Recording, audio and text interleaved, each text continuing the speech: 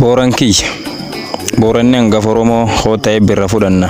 Iddu waaqii nu bal'ise itoo keenya walitti qubanna. Barnoota illee haguu qabna. Aadaan qallee halkumanna. Siyaasaa cubbuullee hin beennu dhuga qulqulluu fudhanna.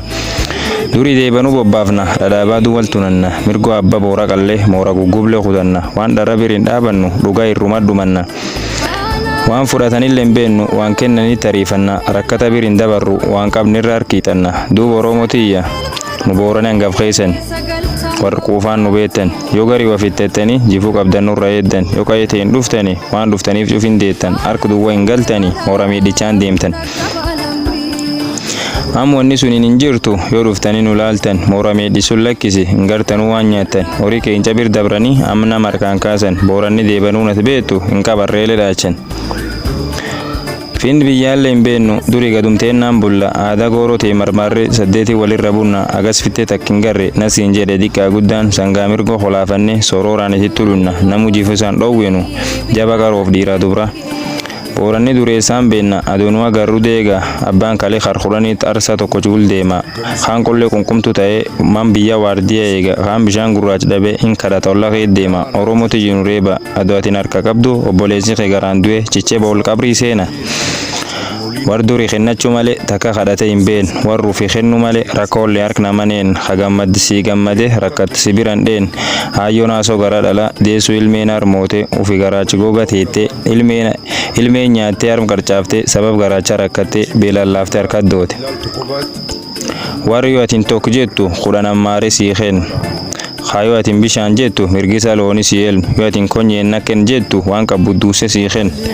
Hamkuun harka dhabe taa'ee harka nama eegate atiin garaa kuuftee bulta keen beela ilaalate Oromooteen nu dhaqqaba dhiiroo Booranni beela'e. Loon keen deebanat beektu cufongeen harkaan ufuute loon fudhattee hin lakkifne dabarte lubbuun uduute. Ilmee namaa dabarte jaarsa jaartiillee nu miite har'a harka nama eeganna qollee kadhattu nu goote.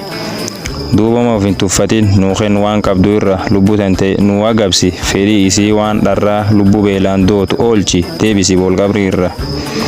Waan keen sooranne bulla takku waan nama hin saamne diqqoteen siifeeffanna guddoo nama takkillaalle qara warra horii keencaati saayyeteen fooraan godaanne yoo feen baafanne gurguranne feen qalanne foon nyaanne ambarii harka nu fuudhe har'a harka nama keellaalle nami ganni shanitti toole qarriirotiyya irraanne.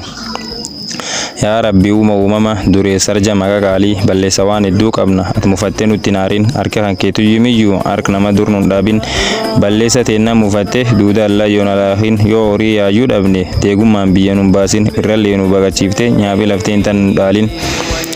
Yaa Rabbi asi kadhanne gara keenutti hin jabaatin Booran yaa oolaan fitte sanyi teen lafana taayin. Waaqi gaale bona nu walaafisuuti an qopheessaa walaloo Dooyyoo Abduu Booranaati horaa bulaa deebana.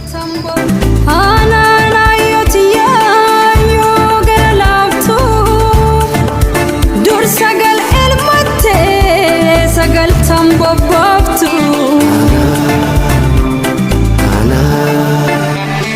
har'a jenne maraaf nu dhaqqabana.